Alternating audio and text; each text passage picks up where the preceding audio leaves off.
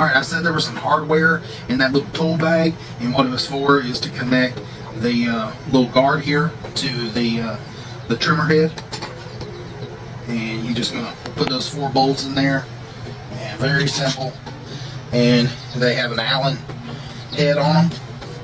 They're little cap screw bolts, and that should be very simple. Now, right out of the box, it comes with this little silver cap on it, and this is pretty much set up for you know, hooking up the brush cutters and all that.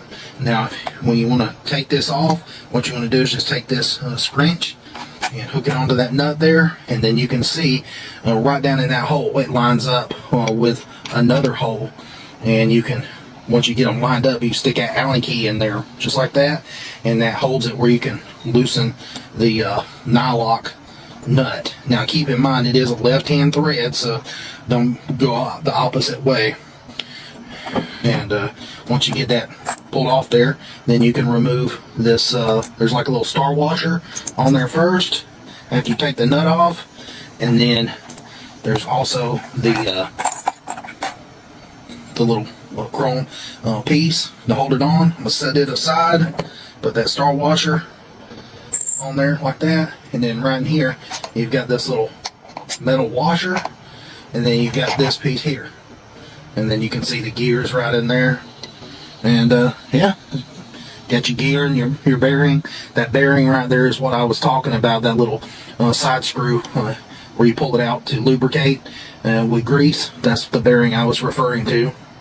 And then this just goes over top of it, and then it just fits up in place like that right there. Now you can see there's an opening right there. You can see it's notched out there, and then there's a hole right there in that little piece, and that's where I was talking about. You can slide this Allen key in there, and it kind of just locks it in place, so you can tighten everything up. And then this piece here, you know which way is right and wrong when you put it on, because you can see that it's recessed. It's got like a little recessed area in there, and then this is raised up so that it can fit on there like that. And then you would go ahead and put on whichever brush cutter you want to put on, and then put this piece on top of it, and then tighten everything down. So I'm going to start by putting this brush cutter on, and as you see that it's got the direction of the arrows of which it's going to turn. And if you flip this over, you can see right there where I'm pointing, there's an arrow. So you can see right there where I'm pointing, there's an arrow right there, and that lets you know that it's going to be spinning in the right direction. So you're going to go ahead and stick this on like that, and then I'm going to go ahead and just put this on there like that, and then put that screw on there, and then you're going to put your nylock nut on there. And keep in mind it's left-hand thread.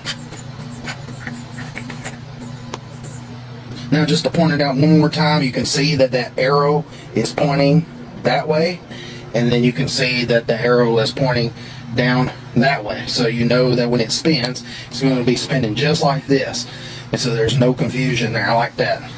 And then right here, once you get that nylock tightened up, then they give you a cotter pin that you can slide in there just like that, and then take and bend it back. That way, you know, it helps guarantee it's not going to come loose. Even though it is a nylock, it's just going to help guarantee that it's not going to come loose and hurt you. Alright guys, so next we're going to put the handle on, and I noticed whenever I went to pull the handle out of this aluminum piece, I was pulling these steel bolts out of this aluminum piece here. The bolts were, you know, pretty tight coming out, mounted at. So I'm going to go ahead and get the tightening these up, and then I'll come back to you once I've got it all tightened up. Alright, so I put the anti-seize in there, and it seemed like the bolts went in there a lot better. Didn't seem like they were catching nearly as bad. So I think the anti-seize is a good touch. Next, you want to take and you want to secure your line to the actual shaft, and it comes with this little plastic bracket, and the way that it hooks on there is you just kind of spread it apart, and it snaps on that bracket there. And then right in here, you've got a little keeper for the wiring, so it stays nice and out of your way. So gotta say, the plastic on this feels like it's really solid. I mean, literally, I mean, I don't know if this later on down the line, if the sun will get to it and cause it to be brittle, but for right now, I mean, it feels pretty strong. Now I can bend it a little bit there on the end, but it doesn't feel like it's flimsy at all. So I just wanted to get you guys some weights on this thing. I just wanted to measure it with just the bare power head with nothing attached to the end of it, and there's no gas in it. So just,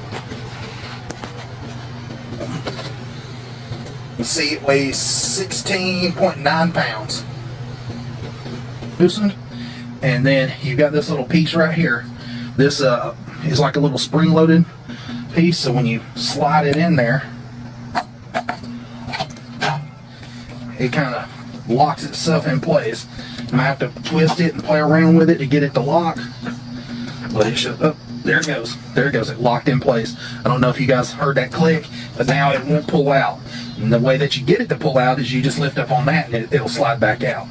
Now, if you want to push it back in, there it goes. It locks in place. I like that feature. I'm actually and this just helps tighten it up here on the bottom and make these two pieces come together and make it all in one piece and keep it all tightened up. Now, see how good it works. But first, I'm gonna go ahead and get you another weight on this with a power head and the brush cutter. Weighs 20.6 pounds.